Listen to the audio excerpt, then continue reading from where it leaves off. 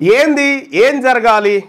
నిన్న కోర్టు ఒక కీలకమైనటువంటి మాట చెప్పింది. కోర్టుకు చెప్పే కంటే నిన్న కోర్టు చెప్పింది. కానీ నేను గతంలో 42% రిజర్వేషన్ అనేటువంటి అంశంలో నేను ముఖ్యమంత్రి గారు, తర్వాత వకులాభరణం గారు, ఆ తర్వాత ఇంకా చాలామందిమి ఆ మీటింగ్లో ఉన్నాం. అప్పుడు ఈ బీసీల రాక్షసుడు జానారెడ్డి కూడా వచ్చి ముఖ్యమంత్రి పక్కకు కూర్చున్నాడు. కూర్చొని 42% జీవో ఏం చేద్దాం, 42 ఎగబెడదామని చెప్పిండు. ఎవరు? జానారెడ్డి. అమ్మయ్యమ్మ వీడు ఇంత కుట్రదారుడా అని అప్పటి నుంచే నేను పసిగట్టిన. వీనితోటే జరుగుతూ ఉంది ఇదంతా అని చెప్పి మొత్తం పసిగట్టిన తర్వాత నాకు అర్థమైంది ఏంటంటే ఇది ఈ గూడుపుట అని తయారైంది అనేది. నేను ఆ రోజు ముఖ్యమంత్రికి చెప్పినటువంటి సలహా ఏం దొరికేనా, ఆ రోజు అడ్వకేట్ జనరల్ గారు కూడా వచ్చినట్టున్నారు. ముఖ్యమంత్రికి చెప్పిన సలహా ఏంటంటే ఒకవేళ 42% రిజర్వేషన్ ఇవ్వాలనుకుంటే ఫస్ట్ జీవో విడుదల, రెండోది నోటిఫికేషన్. జీవో విడుదల, నోటిఫికేషన్, ఈ రెండు. జీవో విడుదల చేసిన 5 నిమిషాలకి నోటిఫికేషన్ ఇచ్చేయాలి. 5 నిమిషాలకు జీవో విడుదల చేసిన 5 నిమిషాలకే నోటిఫికేషన్ ఇస్తే, నోటిఫికేషన్ ఇచ్చిన తర్వాత నోటిఫికేషన్ను కోర్టులు ఆపిన సందర్భాలు చాలా తక్కువ ఉన్నాయి, చాలా తక్కువ ఉన్నాయి. కాబట్టి ఇట్లా మనకు అట్లా ఛాన్స్ లేనప్పుడు ఇక గిట్ల ఇవ్వచ్చు చూడు అని చెప్పి ఆ రోజు చెప్పడం జరిగింది. నిన్న కోర్టు కూడా అదే వ్యాఖ్యలు చేసింది. మీరు నోటిఫికేషన్ ఇచ్చినుంటే మేము దాంట్లోకి ఎంటర్ కాలేకపోదుము అనేటువంటి మాట చెప్తూనే ఇంకొక కీలకమైన మాటను, ఒకవేళ నువ్వు నోటిఫికేషన్ ఇప్పుడు ఇచ్చినా కూడా మేము ఇవి విచారిస్తామని చెప్పి విచారిస్తాం. ఇప్పుడు ఏం జరుగుతుంది అంటే నోటిఫికేషన్ ఇచ్చినాక కూడా హైకోర్టు విచారిస్తుంది.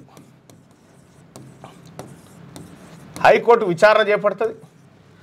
హైకోర్టు విచారణ చేపట్టి నోటిఫికేషన్ ఇచ్చి, ఎలక్షన్ నోటిఫికేషన్ ఇచ్చి, నామినేషన్ లేచి సర్పంచ్గా ఎంపీడీసీగా గెలిచిన తర్వాత కూడా ఈ ఎన్నిక చెల్లదు అంటే కథం క్యాన్సిల్ అయిపోతాయి, ఈ ఎన్నిక చెల్లదు అని, ఈ రిజర్వేషన్ల జీవో చెల్లదు అని కోర్టు తీర్పిస్తే వీళ్ళందరూ మళ్ళా పదవులు పోయినట్టే. ఇప్పటిదాకా పెట్టుకున్న ఖర్చు ఉట్టిదే బూడిదలో పోసినట్టే. అది ఇది రెండు చెడిపోతాయి అన్నట్టు. సో కాబట్టి హైకోర్టులో ఈ అంశం పెండింగ్లో ఉండగా నోటిఫికేషన్ ఇస్తే దాన్ని విచారించి ఈ జీవో విరుద్ధంగా ఉంటే ఈ 42% బీసీలకు కేటాయించేటువంటి సీట్లు ఏవైతే ఉన్నాయో అవి గంగల కలిసినట్టే. ఇగో ఇది జరిగినటువంటి కార్యక్రమం. వీళ్ళు ఏమైనా కుట్రలు చేస్తురా, కుతంత్రాలు చేస్తురా అని చెప్పి నేనే చిక్కుడు ప్రభాకర్ గారి ద్వారా, సీనియర్ అడ్వకేటు, పేదల అడ్వకేటు, ఆయన ద్వారా నేనే ఎంట్రీ కావడం జరిగింది, ఇంప్లీడ్ అయిన దాంట్లో. ఏం జరుగుతుందో చూద్దామని. ఇక్కడ హైకోర్టు విచారణ పెండింగ్లో ఉండగా నువ్వు నోటిఫికేషన్ ఇస్తే ఒకవేళ హైకోర్టు తీర్పు ఈ జీవో చెల్లదు అని 100% చెల్లదు, 100% చెల్లదు. కానీ నువ్వు ఈ రెండు ఒకేసారి ఇస్తే మట్టుకి ఆ ప్రక్రియ జరిగిపోయేది, అవకాశం ఉంటుండే, ఆ ప్రక్రియ జరిగిపోయేది. కోర్టులు చాలా తక్కువగా జోక్యం చేసుకునే ఛాన్స్ ఉండే. ఇవి చేయలే, ఇది చేసినావు. అంటే జీవో విడుదల చేసి నువ్వు ఆగినావు. ఎందుకు ఆగినావు? టైం ఇవ్వాలి. ఎందుకు? వీళ్ళు కోర్టుకు పోవడం కోసం ఆపినావు. జీవో విడుదల చేసిన తర్వాత గ్యాప్ ఎందుకు ఇచ్చి నోటిఫికేషన్కు అని అంటే ఈ రెడ్లు పోయి మళ్ళీ పిటిషన్ వేయాలి, 42% ఆగిపోవాలి. ఇక్కడ ఎంత అద్భుతం చూడు. రేవంత్ రెడ్డి గారు బీసీలు నిన్న పాలాభిషేకం చేయించుకుండు. బీసీల పక్షపాతి ముఖ్యమంత్రి రేవంత్ రెడ్డి అని చెప్పి పాలాభిషేకాలు అయినాయి. ఇప్పుడు బీసీల అవి చూస్తే ఏమనుకున్నారు, రే బీసీల కోసం ఇంత మంచి జీవో ఇచ్చిండ్రా అని ఆయన. ఇదే మళ్ళీ ఇంకొక రెడ్డి గారు, ఈయన రెడ్ల ప్రయోజనాలు కోసం పోతాడు. బీసీలకు జీవో ఇద్దని ఇంకో రెడ్డి పోతాడు, బీసీలకు జీవో ఇచ్చేది ఒక రెడ్డే. ఈ బీసీలకు అసలు ఈ జీవోనే రద్దు చేయాలని ఇంకో రెడ్డి వాదిస్తాడు, ఈ జీవో మంచిది ఉండాలని ఇంకో రెడ్డి వాదిస్తాడు. ఇంట్లోనే మంచోళ్ళు, ఇంట్లోనే షెడ్డోళ్ళు, ఎవరికి కావాల్సిన రూపాలలో వాళ్ళు ఉన్నారు, అందరు వాళ్ళే ఉన్నారు. మళ్ళీ ఎవరికి కావాల్సిన రూపాలలో వాళ్ళు ఉన్నారు. ఇక మనం పిచ్చోళ్ళ మీద. ఇది జరిగింది నిన్న. అందుకోసమే ప్రజలారా, వీళ్ళు ఎప్పటికి మనోళ్ళు కాదు. ఒకవేళ జస్టిస్ సుదర్శన్ రెడ్డి గారు న్యాయ సూత్రాలకు అనుగుణంగా విజయసేన్ రెడ్డి గారు న్యాయ సూత్రాలకు అనుగుణంగా ఈ జీవో చెల్లుతుందని చెప్పిండు అనుకో, జీవో చెల్లుతుంది అని చెప్పిండు అనుకో, ఈ నలుగురు ఒకటైతారు. అప్పుడుగా ఈ నలుగురు ఒకటైతారు.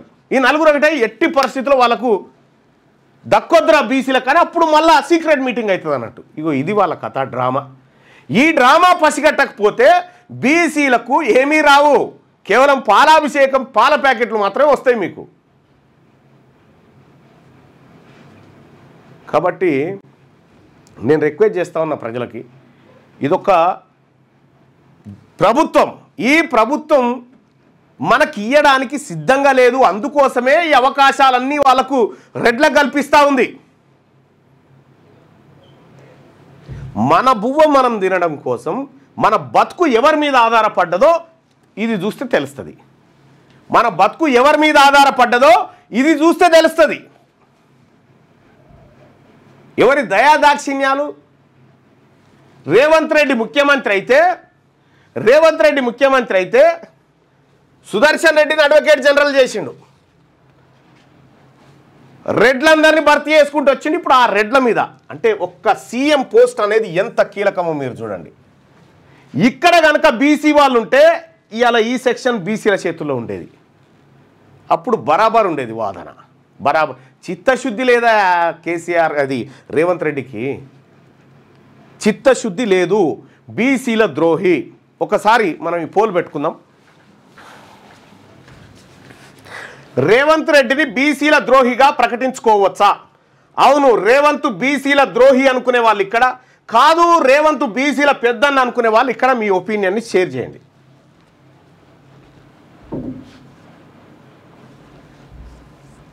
గింత మోసం, గింత దగా జరుగుతూ ఉంటే ఒక్క బీసీ మంత్రి కన్నా ఈ సబ్జెక్టు ఇట్లా జరుగుతుంది కథా కార్ఖానాని.